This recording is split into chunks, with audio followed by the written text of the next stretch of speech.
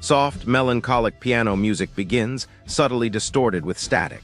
A gentle, slightly accented voice begins, as if recalling a faded photograph. Honestly, darlings, one scarcely knows where to begin when attempting to articulate the disappointment. It wasn't merely a bad hotel, you comprehend? It was a shattering of expectations, a betrayal of the very notion of civilized hospitality.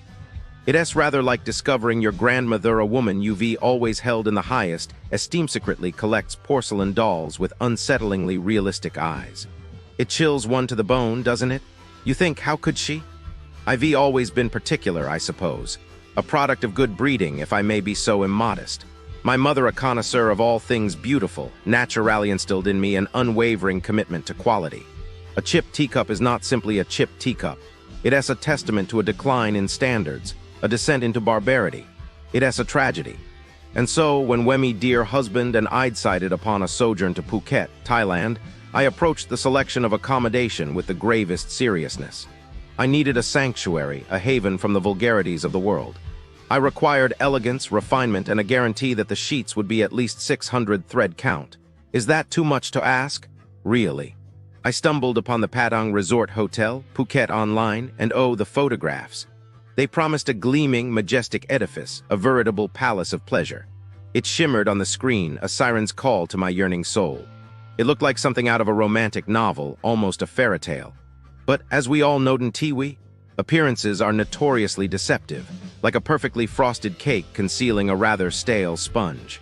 It began subtly with the transfer. We arrived at night, exhausted from the journey.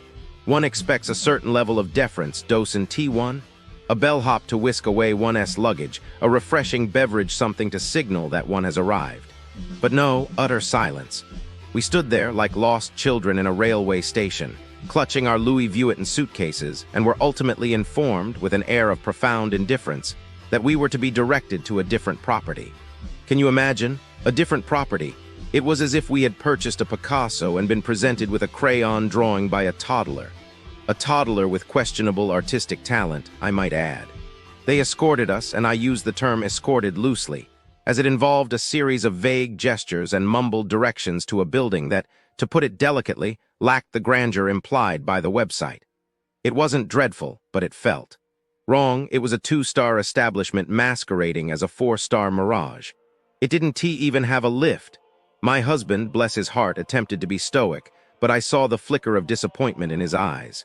It's a rather heartbreaking thing to witness, a man's dreams slowly crumbling before him. And the manager, darling, the manager. A man whose demeanor suggested a deep-seated resentment for the very concept of hospitality. He demanded 2,000 baht up front, immediately, as if we were potential flight risks. Imagine, treated as if we might abscond into the night with his what, exactly? His collection of mismatched ashtrays. We politely requested a moment to settle in, to simply breathe after the ordeal of travel. But he was insistent, relentless. Pay now, he barked, his face a mask of implacable hostility. It was uncouth, truly. It felt like a threat, like being cornered by a rather unpleasant debt collector. And of course, he couldn't manage a simple please. Such basic courtesy seems to be in tragically short supply these days. But the indignities, alas, did not end there. Oh no, my dears, the descent into chaos had only just begun. Upon entering our room, and I use the term with a heavy heart, we discovered a scene of such neglect that it bordered on the offensive. The bathroom was stained, the sheets smelled faintly of damp despair, and there wasn't a wardrobe. A wardrobe, where was one to hang one's silk gowns, one's cashmere sweaters. It was barbarism. To think that people pay. Okay, so like I was looking into things happening around Patong Resort Hotel in Phuket, you know, it's depressing, honestly. It's not a good place. Businesses here, they ray opportunistic, let us say. First, there are the jet ski people on Patong Beach, near where everyone from Patong Resort Hotel goes. They will find a scratch, even if it wasn't there before. They surround you, you know. All these guys looking intimidating, demanding money like 40,000 baht. Can you believe that? Just for a tiny scratch. The police? Forget about it. It's always he said, she said. That tourist probably ended up paying just to get away, feeling totally helpless. And the guys running it, they probably just moved on to the next person walking off Patong Resort Hotel's beach. Honestly, it's just sad. Then there's Bangla Road, not far from Patong Resort Hotel. Those touts, waving cards for ping pong shows, they lure you into bars, offer you drinks. But the bill, it's crazy high. They won't let you leave until you pay, even threatening to call the police. Seriously, who does that? The touts get a kickback, of course, so they don't care. That tourist, they probably missed dinner, maybe even an excursion they paid for at Patong Resort Hotel because they were stuck in there arguing over a ridiculously inflated bill. The bar probably just kept doing it the next night, and it's not just the beach and Bangla Road. There are these timeshare offices popping up near Patong Resort Hotel. People offering prizes, drawing tickets, it's all a scam. You win, but then you're stuck in a sales presentation for hours. The prize is usually something worthless and you waste your whole vacation.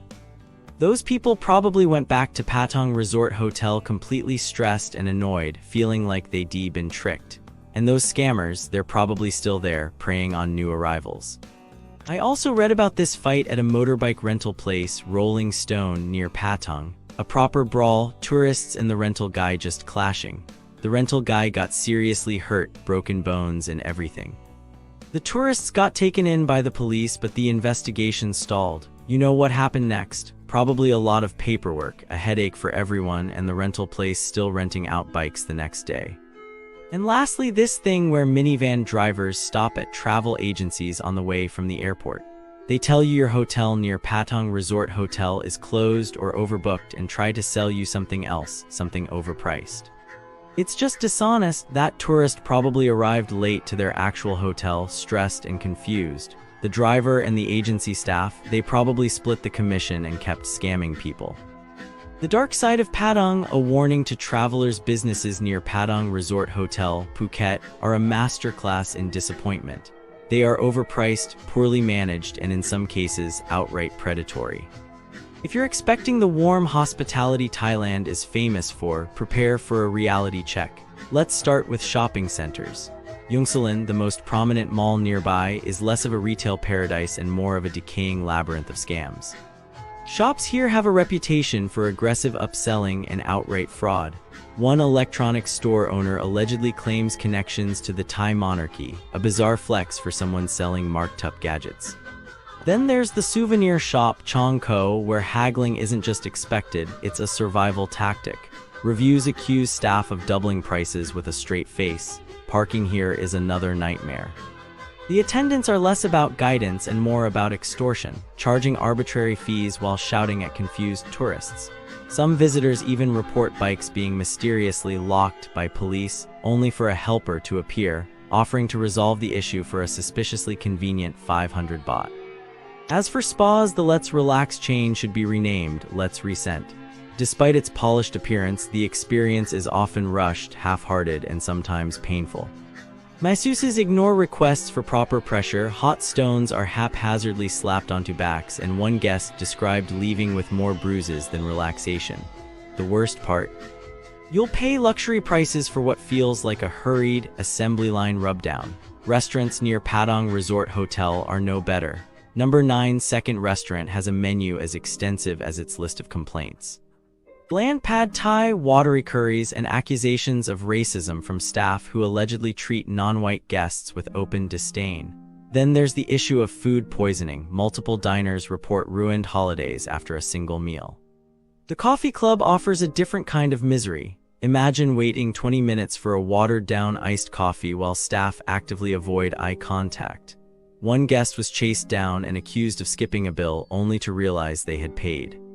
The manager's response? A shrug and zero apology. Now nightlife. Illuzion Phuket markets itself as a premium club, but the only illusion here is the idea of good service. The unlimited drinks package is a bait-and switch. Expect one flimsy cup you must guard with your life, 30-minute waits at the bar, and VIP sections that feel more like a storage closet. Staff treat guests like nuisances, and security has the charm of a grumpy bulldog. Splash Beach Club takes exploitation further, charging 100 baht just to step on the sand, another 100 for a sund, and if you dare bring your own drink.